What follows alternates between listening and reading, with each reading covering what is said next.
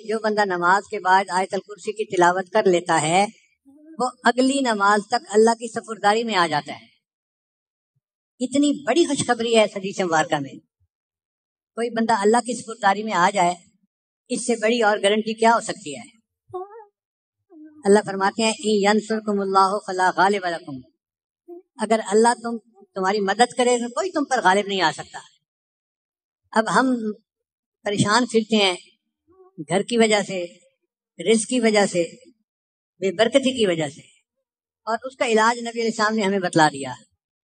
ایک عمل ہے اور چھوٹا بھی نہیں، ایک ہی آیت ہے، اس کے پڑھنے سے انسان اللہ کی ذمہ داری میں آ جاتا ہے.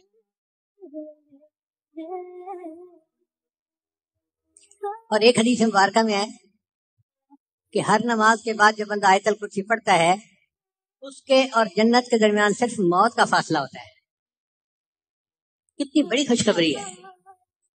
اور اس عمل کو کتنا اہتمام کے ساتھ کرنا چاہیے کہ نبی علیہ السلام کی زبان فیض ترجمان سے یہ ارشاد ہو رہا ہے کہ ہر نماز کے بعد آیت الکرسی پڑھنے والے کے اور جنت کے درمیان صرف موت کا فاصلہ ہے. موت آئی اور جنت مل گئی.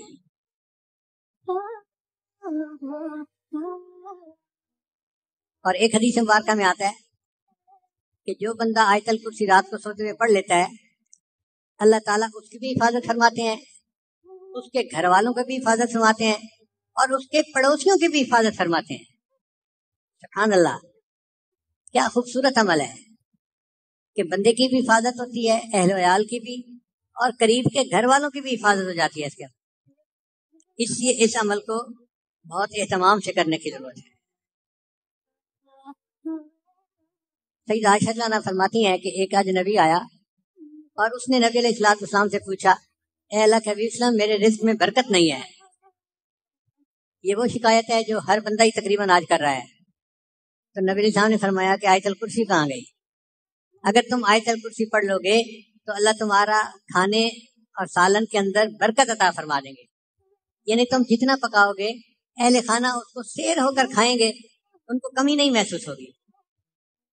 ہم اپنے وسائل کی کمی کا تو شکوہ کرتے رہتے ہیں، تنخواہ تھوڑی ہے، فلاں ہے، فلاں ہے، فلاں ہے. اس طرف دھیان نہیں جاتا کہ ہم آیت الکرسی پڑھیں تاکہ ہمارے رزق میں برکت پیدا ہو جائے.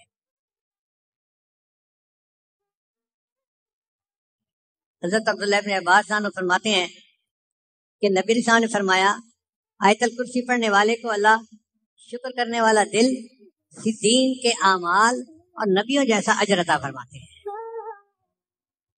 کتنی بڑی نعمتیں جو مل رہی ہیں. شکر کرنے والا دل، صدیقین کے اعمال اور نبیوں کے جیسا اجر عطا فرماتے ہیں. نبی السلام نے ارشاد فرمایا کہ آیت الکرسی عرش کے خزانوں میں سے ایک بڑی نعمت ہے جو کسی نبی کو نہیں ملی، صرف اللہ نے مجھے عطا فرمائی. یعنی یہ انعام اللہ نے فقط اپنے محبوب صلی اللہ علیہ وسلم کو عطا کیا تاکہ ان کی امت اس سے نفع اٹھائے، کسی اور نبی کو نہیں ملی. اب آپ بتائیے یہ کتنا بڑا عمل ہے جس کو کرنا ہمارے لیے ضروری ہے.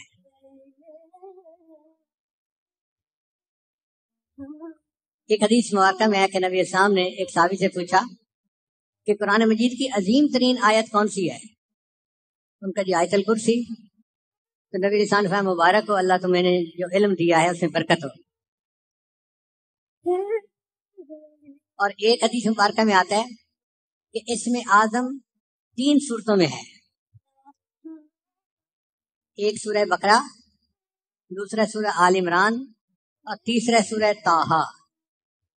تو ایک بزرگ فرماتے ہیں میں نے غور کیا کہ یہ کون سا اسم اعظم ہو سکتا ہے، تو مجھے یہ محسوس ہوا کہ سورہ بقرہ میں آیت ہے اللہ لا الہ الا هو الحی القیوم، اور سورہ آل عمران میں ہے الف لام میم اللہ لا الہ الا هو الحی القیوم، اور سورہ طٰہٰ کے اندر آیت ہے وَأَنَتِ الْوُجُوهُ لِلْحَيِّ الْقَيُّومِ. تو وہ فرماتے ہیں کہ میرا یہ گمان ہے کہ الحی القیوم یہ اللہ تعالیٰ کا اسم اعظم ہے، اس لیے ہم نے محراب میں یا حی یا قیوم لکھ کے لگایا ہے. کہ بعض مفسرین کے نزدیک یہ اسم اعظم ہے. ہمارے بزرگوں نے اس کو مزید آگے نکھارا، وہ فرماتے ہیں کہ نہیں، جو اسم اللہ ہے وہ اسم اعظم ہے.